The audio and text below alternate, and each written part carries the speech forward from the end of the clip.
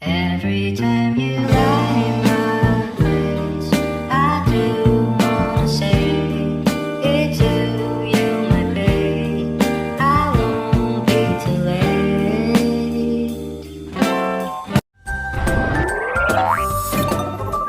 Man. Hi guys! So this is the part 2 of our South Cebu travel. So repeat ko lang ulit, ang kinuha naming tour for this South Cebu tour is yung Cebu Cheap Travel and Tours. So this video is all about Oslob experience. Ayan. Kung hindi mo pa napapanood yung first part, panoorin mo na. Yun yung Kawasan / Malboan experience namin. So for this video, tatakal natin ang Oslob part. So yeah, let's go! So ayun na, sinundo kami nung driver namin, yun nga, ng 2 AM sa Airbnb namin. And then after that, ang travel time namin, same lang din siya ng Kawasan, 2 to 3 hours. Since pareho silang nasa South Cebu. And then, pagdating namin doon, ano siya, parang mga 5:45 AM kami dumating. And to our surprise, napakahaba ng pila guys. Like, super haba ng pila.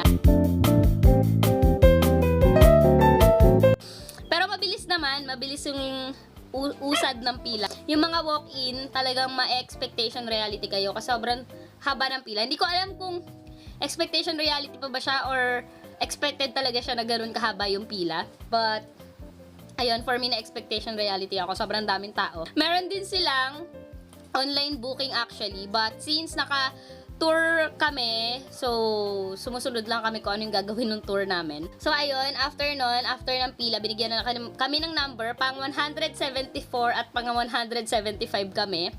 And then, since matagal pa bago kami makasabak dun sa bangka, and mind you, yung bangka nila, hindi siya yung same bangka na may bubong.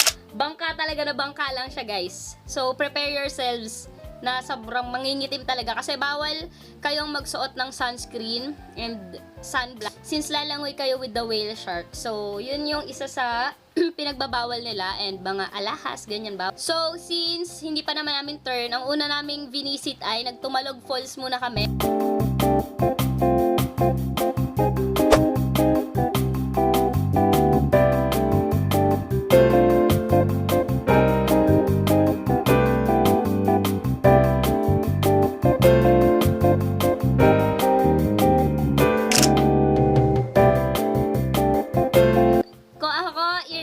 Tumalog Falls, it'll be like, sige na, 3 out of 5 na lang.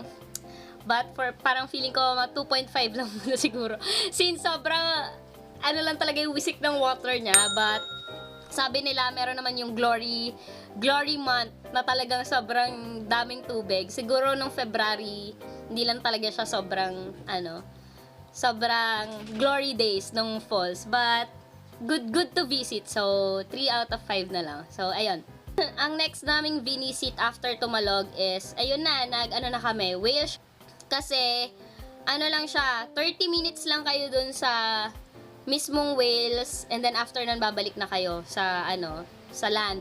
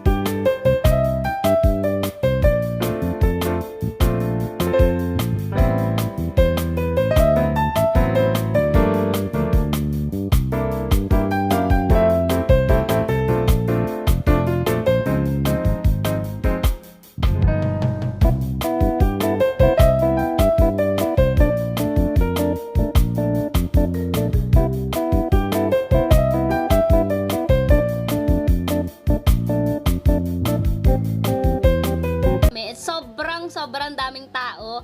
Expectation reality talaga ako. Like, kahit ako na marunong mag-freedive, nalulunod ako dun, guys. Like, ilang beses ako nalunod, talaga nakainom ng tubig. Sobrang lakas ng current, plus, siguro yung hampas ng whale, sobrang lakas din, kaya talagang gulo-gulo yung waves doon.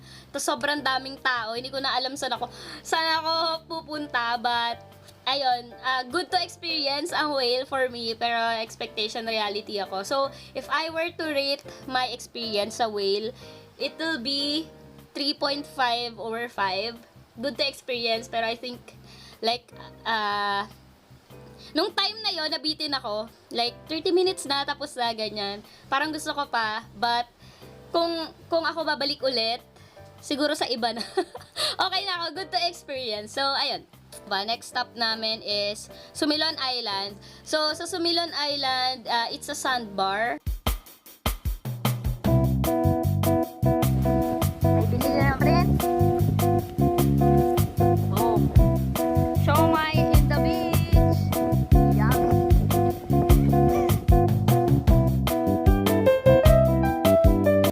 Ito na po kami. Sa meron po. Tatambay po kami dito para kumain. Ito yung island. Yan. Kami ay kakain. Let's go. Sobrang ganda ng sandbar na yon, and wala naman kami ginawa doon, nag-chill lang. Pwede kayo mag-snorkel, it's an option, pero di na namin ginawa since sobrang pagod na kami. So nag-chill na lang kami doon, music and chill, ganyan. And then kumain kami ng siomai. So nalobat yung nalobat na yung camera ko, kaya nagmamadali na ako magsalita. But anyway, nag-visit kami sa Karkar Pasalubong. And actually, nung nag-ano rin kami, nung nagkawasan kami, nag-Karkar din kami. Ang binili lang namin doon is mga chicharon, mga ganon, tsaka yung mga delicacies ng Cebu na nakapack, ganyan.